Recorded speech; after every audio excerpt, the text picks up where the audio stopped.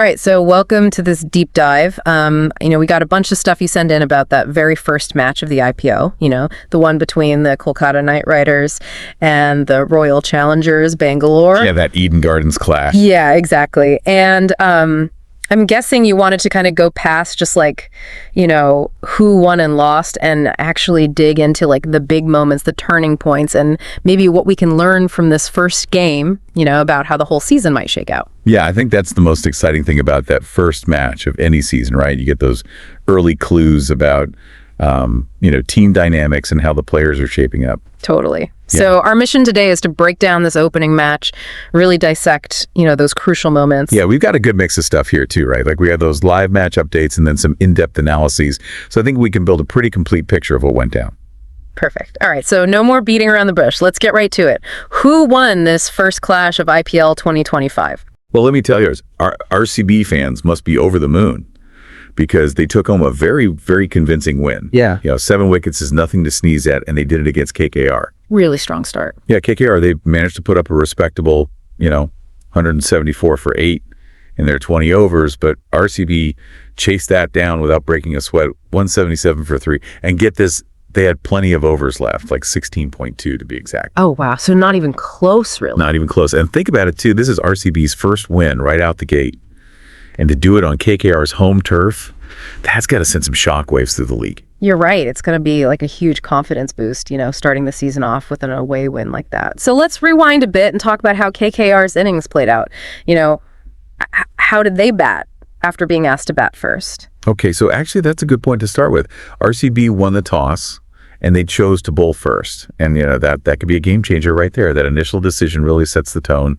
And, KKR didn't exactly have a dream start.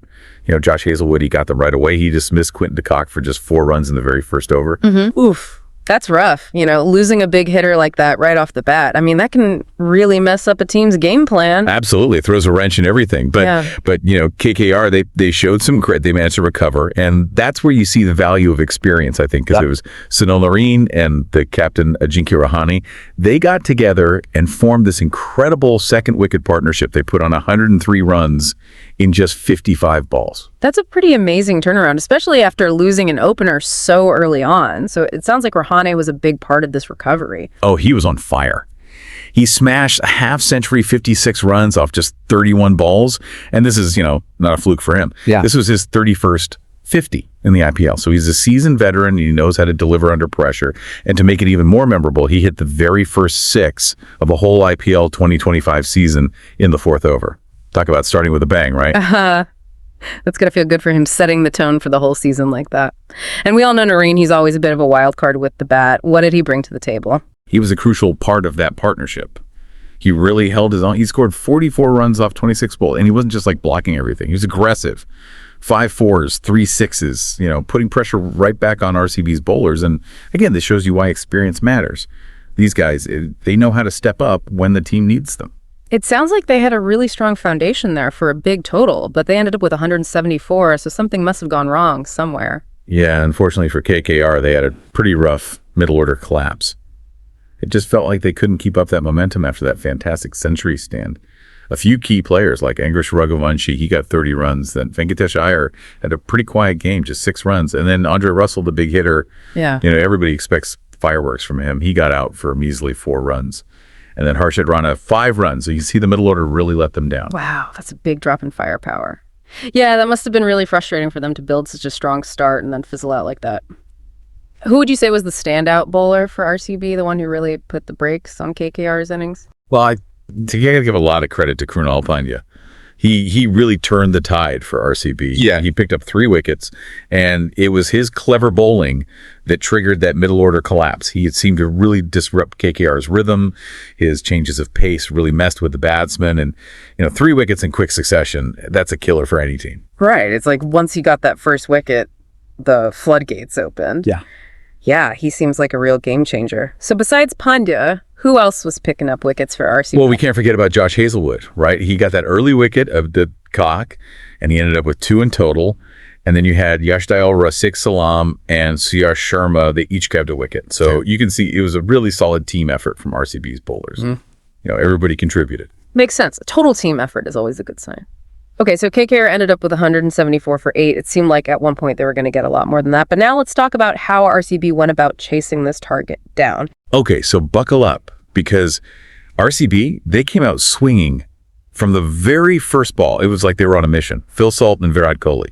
Two huge names, those two. They put together a stunning opening partnership. 95 runs, and they just completely dominated KKR's bowlers right from the start. That's incredible, 95 runs for the opening stand. I mean, that's practically half the target already achieved right there. So it sounds like Salt really set the tone for this chase. Oh, he was in beast mode. He raced to a half century, 50 runs in just 25 balls. Right. That's his 7th IPL 50. So he's no stranger to explosive batting. And when you look closely at the data, you can see he was particularly savage against KKR's opening bowlers. He was really targeting those short deliveries with his pull shots, and that aggressive approach right from the word go, it just put KKR on the back foot immediately. It sounds like they never really recovered from that initial onslaught. And speaking of onslaught, RCB had a phenomenal power play, right? Oh, it was ridiculous. They racked up 80 runs in the first 6 overs, and they didn't lose a single wicket in that power play. Now we're talking about serious domination. And for context, this was their second highest power play score ever in the IPL history. Their best was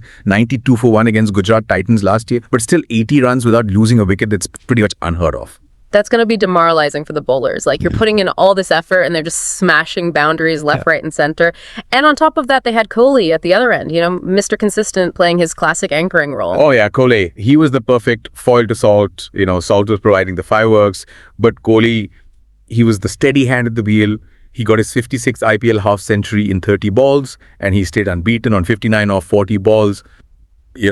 He's the kind of guy who just guides the team to victory. He makes sure they don't collapse after a big opening stand. Yeah. It's the perfect blend of contrasting batting styles. You need that aggression and you need that calm presence. Makes sense. It's like the perfect 1-2 punch. And it wasn't just a good day for Kohli in terms of RCB's win. This match was also a huge milestone for his overall T20 career, right? Yeah, it was a special day for him for sure during this innings. He actually went past David Warner to become the 5th highest run scorer in T20 cricket history, which is an amazing feat. And on top of that, this was his 400th T20 match. So it was a night of celebration all around. That's pretty cool, a personal milestone and a big win for his team. So Salt provided the fireworks, Kohli anchored the innings. Were there any other notable contributions from the RCB batsmen? Well, Rajat Patidar, he came in at number 4, and he played a really nice little cameo, 34 runs off just 16 balls. So he helped to keep the momentum going after Salt got out. And then Patidar, he came in as an impact player, but he didn't have a huge impact this time around. He scored 10 runs. And Liam Livingstone, he stayed not out on 15 along with Kohli. So you can see it was a pretty comfortable finish for RCB. Sounds like it. So after that initial power play onslaught, how did KKR's bowlers try to defend their total? What did they try to do to stop the bleeding? Well, it was a tough night for them, let's be honest, after that power play, giving up 80 runs without getting a single wicket. It's really hard to come back from that. Vaibhav Arora, Varun Chakravarti, and Sunil Narine. They each managed to take a wicket, but they couldn't really contain the RCB batsmen. They were just hitting boundaries for fun. Yeah, that power play basically sealed the deal for RCB. So when you look back at this match, what would you say were the biggest takeaways for you? What really stands out? I think the most obvious takeaway is the huge difference in those opening partnerships. KKR lost a wicket early on, and that put them on the back foot right away, whereas RCB, they had this phenomenal opening stand that just set them up for success. And that's directly related to the power play. RCB's aggressive batting in those first 6 overs really put the pressure on KKR. They were chasing the game from that point onwards. Right. If you can get ahead early on in a T20 match, it makes a huge difference. And we can't forget about Kohli's performance and that incredible T20 milestone he achieved. No, absolutely. That's another big takeaway. Kohli's half century and the fact that he's now the 5th highest T20 run scorer ever is huge news. And it just shows his longevity, his consistency. He's still one of the best in the world. And that's going to be a good sign for RCB moving forward. Yeah, definitely. All right. So we also have a note here about a debut for KKR. Can you tell us a bit about that? Yeah, so Spencer Johnson, the left-arm fast bowler, he made his debut for KKR in this match. And he got his cap from Sunil Narine, which is always a cool moment, passing the torch kind of thing. Johnson, he's got a decent track record, 14 wickets in 8 international matches. So KKR, they're hoping he can add some firepower to their bowling attack, but Obviously wasn't the ideal debut for him because the team lost, but still, I'm sure he learned a lot from this experience. Right. It's all part of the learning curve. Right. Before the match, there was also a lot of talk about the new captains for both teams. This is kind of a new era for both KKR and RCB. Yeah, absolutely. It's always interesting when you have new leadership. How does that change the team dynamics? Ajinkya Rahane, he's now the captain of KKR after Shreyas Iyer moved to Punjab Kings, and then for RCB, Rajat Patidar, he's taken over the captaincy. Yeah. So it'll be fascinating to see how these new captains influence their teams, what kind of strategies they come up with. Right. Is this a sign of things to come, or was it just a fluke? That's what everyone's going to be watching for. And there was also some pre-match buzz about KKR's opening combination, right? There was talk about Quinton de Kock and Sunil Narine opening together, which was a successful strategy for them in the past under Gautam Gambhir. Yeah, there were definitely some whispers about that, bringing back that old magic. Yeah. But unfortunately, it didn't really work out this time around. De Kock got out early, so we didn't really get to see how that partnership would have fared against RCB's bowling. Maybe they'll try it again in another match. And then we also heard a lot about Varun Chakravarti being a key bowler for KKR. He was facing a tough challenge against RCB's strong batting lineup. So how did that play out? It was a tough outing for him, Yeah. He did manage to get a wicket, but overall he wasn't as impactful as I'm sure he would have liked to be against guys like Kohli and Salt. And that just shows you the level of competition in the IPL. Even the best bowlers in the world, they're going to have days where they get hit around. And it's all about how they bounce back from those tough games. Right. And that's what makes it so exciting to watch. All right. So as we wrap up this deep dive into the opening IPL 2025 match between KKR and RCB, what are the big takeaways for our listeners? What should they be thinking about? Okay. So in a nutshell, we saw a really dominant win for RCB, powered by that incredible opening partnership between Phil Salt and Virat Kohli, and then Kohli's steady hand to guide them home.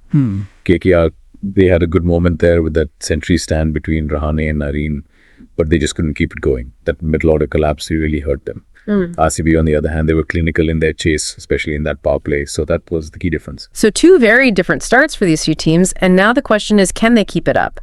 Can KKR bounce back from this loss? Can RCB maintain this momentum? Exactly. Those are the big questions. And here's something for you to ponder. KKR showed that they can build a strong foundation, but then they faltered. So what do they need to change in their batting approach to make sure they can turn those starts into big totals? And for RCB, can they keep up this aggressive batting style? Will their middle order step up when the pressure is on? Those are things to watch out for as the season goes on. So many questions, so much to analyze, and it's only the first match of the season. This is just the beginning. That's the beauty of the IPL. Absolutely. Can't wait to see what happens next. Thanks for joining me on this deep dive. We'll be back soon with more IPL analysis. Looking forward to it. Until then, keep watching and stay tuned. Take care. Bye.